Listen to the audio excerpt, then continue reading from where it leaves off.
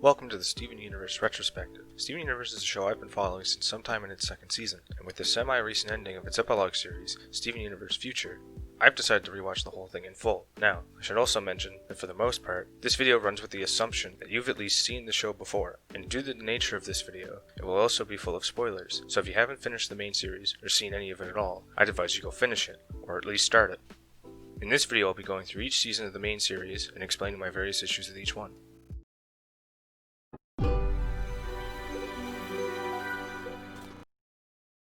The first season's fine.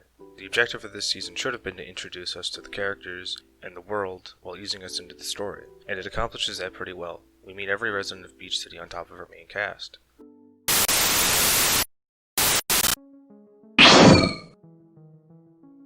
Alright, where am I? Fuck, I'm in season 1. I overshot.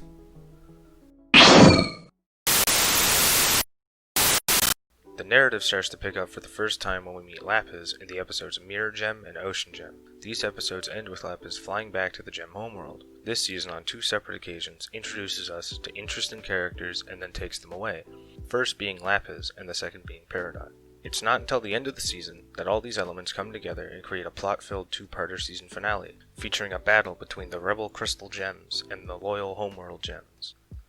I don't have any issues with this season, because it did everything it had to do. It got my attention. Between the characters and the story of these rebels fighting against an oppressive homeworld, there's a lot to like about Steven Universe, but that doesn't mean it's perfect.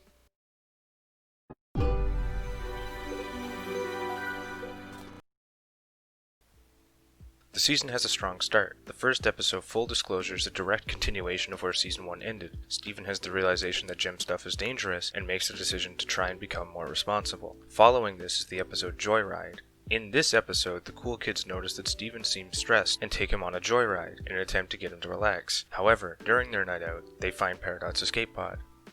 After seeing these episodes, it was both my assumption and hope that the series had taken a turn into focusing on the narrative and less on episodic Beach City adventures. This show has a lot of filler, but that's not the problem. The problem is the show has useless filler. Not all the time, there is a lot of what I call good filler. But this useless filler, especially later on, feels like it gets in the way of the narrative. To specify, good filler is primarily episodes that have development of important characters without a heavy focus on plot progression. The episodes Love Letters, Rising Tides, Crashing Skies, and Historical Friction are all useless. Love Letters is our first real experience with Jamie the Mailman. Jamie is one of the only Beach City residents who doesn't have a dedicated episode in Season 1. And aside from Garnet mentioning Malachite, this could have been a Season 1 episode, and I don't see any reason for it to be here. Rising Tides, Crashing Skies is an episode that creatively breaks the Steven-only perspective by having Steven watch Ronaldo's web documentary on the Crystal Gems. That's just kind of all it is, Ronaldo's documentary. Historical Friction, another episode about Jamie, except this time he's trying to put on a play that tells how Beach City was founded. I just can't understand why we're doing any of this when there are much more important things to be doing. Peridot's loose on the planet, and Malachite is somewhere at the bottom of the ocean. If it was specified to me at any point that the gems had broken up into teams, one looking for Peridot and the other for Malachite, then maybe I'd be okay with it. I can understand having downtime, but it just doesn't make sense. In Joyride, they find Peridot's escape pod. Peridot's mission very clearly had something to do with the kindergarten, and they don't go look for her there until 4 episodes later. 2 of these episodes, by the way, are Love Letters and Rising Tides, Crashing Skies. Someone needs to explain to me why the fucking mailman was more important than finding Peridot.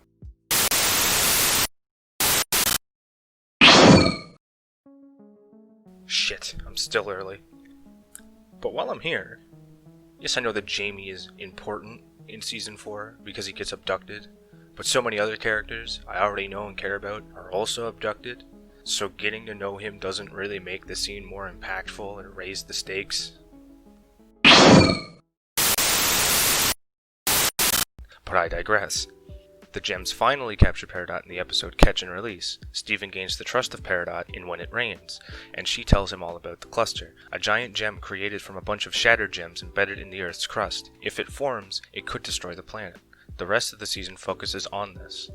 The attitude of Steven and the gems during the rest of the season is so strange to me. Peridot makes it very clear that the cluster could emerge at any moment and destroy the planet, so naturally they immediately start wasting time. When they attempt to start production on the drill, Pearl and Peridot get into an argument about who's in charge of the project. Steven has the genius idea of a robot building competition. Naturally, they agree and lose a whole day because of it. I can't help but think to myself, isn't there an alien geoweapon under the Earth's crust right now? This doesn't seem like an appropriate reaction. Later, Peridot is reasonably angry when she finds everybody else taking a break from building the drill. Steven's response is that, working hard is important, but feeling good is important too. now, that's a sweet message and all, but there's a fucking geoweapon under the Earth's crust. When it's life or extinction, I think maybe work a little bit harder.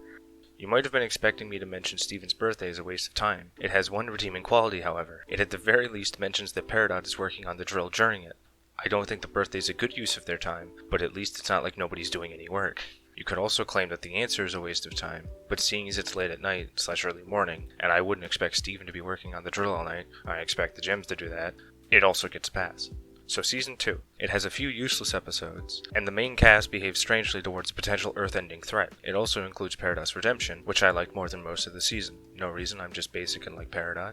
Whilst there was a lot more story in this season, I was hoping to drop the useless filler for a much heavier focus on it.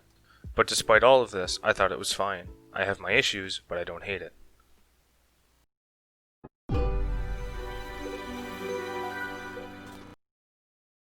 The first 2 episodes of Season 3 are what should have been the finale of 2. The gems find and defeat Malachite while Steven and Peridot stop the cluster. The episodes Same Old World and Barnmates are examples of previously mentioned good filler.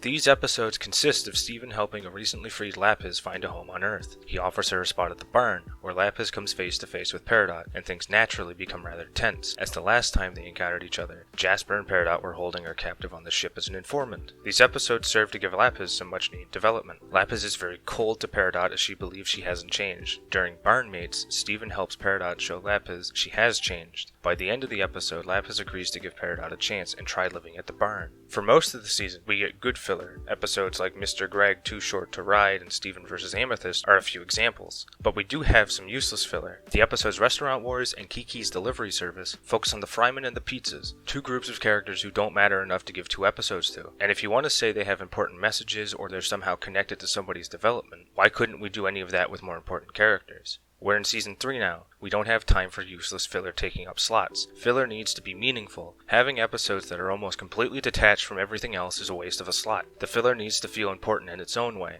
and neither of these episodes feel important. But aside from those, we get some more good filler and plot progression. Jasper makes a reappearance in Alone at Sea. Jasper wants to fuse with Lapis again to be stronger. Lapis refuses because the fusion was one created from hatred and anger. In other words, it was toxic. This sends Jasper on her own little journey.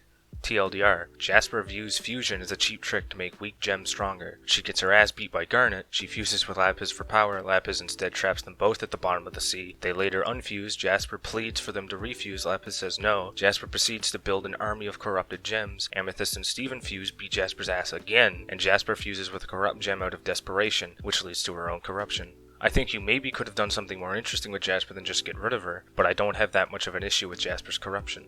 One last thing to make note of is Bismuth. Any issue I have with Bismuth comes later in the show. Right here, at this particular point though, I think she's fine. She's a great character to put in, a direct contrast to Steven's I'll change their mind mentality.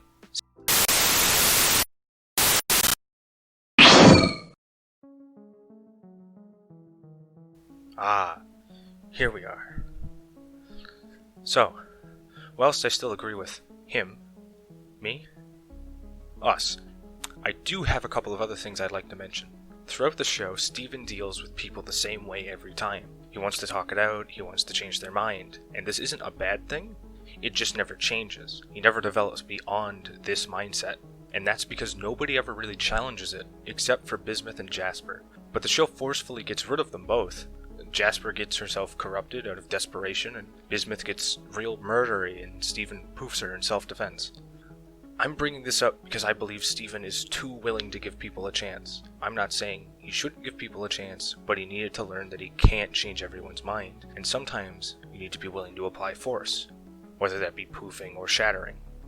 A lot of this is rooted in an issue I have with Season 5, where Steven's only plan when they go to Homeworld is, I'm gonna talk to White, try to reason with her. But what if she doesn't want to listen? She's the oppressive dictator of an alien planet. She's not obligated to listen to you. So what do you do now? You're up against the most powerful gem on the planet, and your only plan was to talk to her?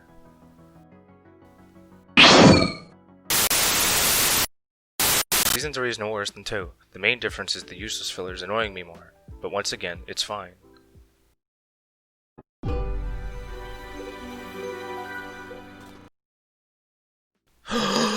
The first 10 episodes of Season 4, Kindergarten Kid, Know Your Fusion, Buddy's Book, Mindful Education, Future Boys Ultron, Last One at the Beach City, Onion Gang, Gem Harvest, and 3 Gems and a Baby. Of these episodes, Mindful Education is the only episode that's important. Know Your Fusion, Last One at the Beach City, Gem Harvest, and 3 Gems and a Baby are all what I call good filler, and then Buddy's Book, Future Boys Ultron, and Onion Gang are all fucking useless. Finally, Kindergarten Kid isn't necessarily useless, but it is a Season 1 episode and it feels really weird to have it all the way here, in Season 4. After all of that, we finally get 5 episodes of consistent plot progression, followed by some of the good filler. However, Rocknaldo was useless, and I don't think Tiger Philanthropist is that important. Room for Ruby is an episode in which I can understand people viewing Lapis as just being a bitch, but despite Lapis being angry about how fast Navy's adjusting to Earth, she is also reasonably suspicious of Navy loving everything at first sight.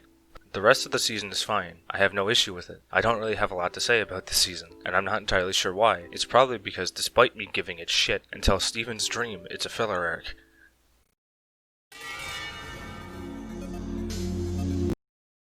Season 5 has a real strong start with Stuck Together, The Trial, Off Colors, and Lars's Head. I have one note for Stuck Together though. It's weird that Steven wouldn't try to keep Topaz on his side by counterpointing Aquamarine by saying some shit like, Topaz, you can come back to Earth with us. I'm not saying he should have convinced her, but he at the very least should have tried. But aside from that, some cool shit happens. Like we question the logistics of Rose shattering Pink, meet a group of outcast gems, Lars quite literally becomes a whole new person, and Steven makes his way back to Earth. Dewey wins, I'm gonna have to let slide because it's important to Steven and Connie's makeup. Raising the Barn shows Steven finally informing Lapis and Peridot of the situation. Lapis is freaked and panics because she doesn't want to get caught up in another war. She decides they're going to leave Earth. Steven tries to calm her down by saying the diamonds don't even know where he is. While he is right, it's a pretty safe bet to assume they'll come to Earth, whether that be for the cluster or to look for him. Peridot expresses to Lapis that she wants to stay and fight for their life on Earth. However, Lapis has made up her mind and leaves Earth without her. The episodes Sadie Killer and The Big Show serve to complete Sadie's arc. If these episodes were literally anywhere else, I probably wouldn't have an issue with them, but they're in Season 5. I understand this was set up all the way back in Season 1, and they probably wanted to conclude as much as possible in their final season. However, there are much more important things to conclude.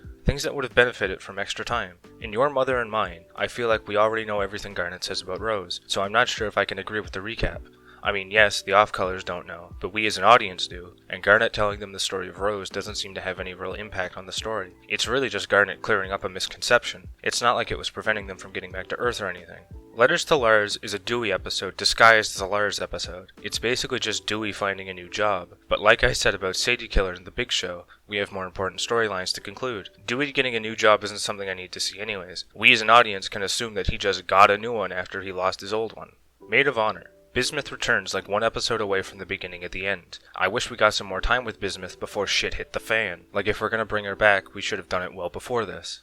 Legs from Here to Homeworld should have been a season finale. I believe that we needed a season on Homeworld. Throughout the series we hear about Homeworld and how bad it is. We get a taste of that in Off Colors, but I don't think I ever got a good look at it during our time on Homeworld with the Diamonds.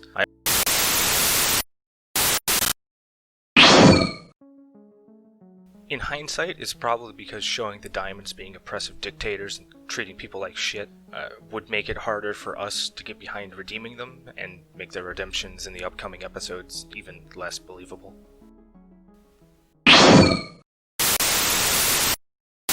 Understand that since we had such little time, we could really only focus on the Diamonds, and for that I give the show credit. But these episodes feel incredibly rushed. The ideas in these episodes are interesting, we just needed to spend more time on them. And even the 2 extra slots we could have gotten from Sadie Killer and The Big Show could have made all the difference. Change Your Mind is the big confrontation with White Diamond, our main antagonist and the one and only Space Hitler. I just really can't accept why she was turned so easily. Just think about it. You're a perfect being. You've believed this for eons. You've built a perfect society in your image. In your eyes, this is perfect. Then suddenly, some shithead shows up one day and says everything you're doing is wrong and it's not perfect. You wouldn't immediately change your entire outlook on life. You probably wouldn't even tolerate the idea of someone questioning what is, at the very least in your eyes, the truth.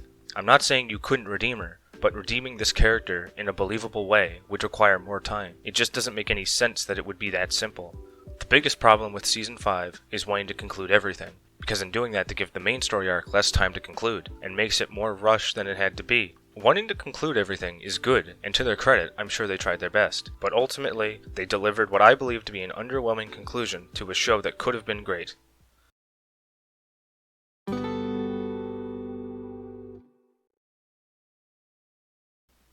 I think the biggest issue of this show is a lack of focus. It doesn't feel like it commits to the story, and every time you think it might start, it smacks you in the face with a useless episode. It doesn't make sense. Why set up the story if you don't want to commit to it? But in the end, I like Steven Universe. I really like the concept and a lot of the ideas the show has. But I also think it's horribly flawed in its execution. I'm not trying to turn anyone against it either. In fact, if you think this show is flawless and the best thing you've ever seen, more power to you. I'm glad somebody thinks that. Because the thing I hate most about this show is that it could have been great. But you know, at the end of the day, I'm just an asshole on the internet giving his opinion on something I'm sure a lot of people love. And, you know, all I'm asking is, go easy on me.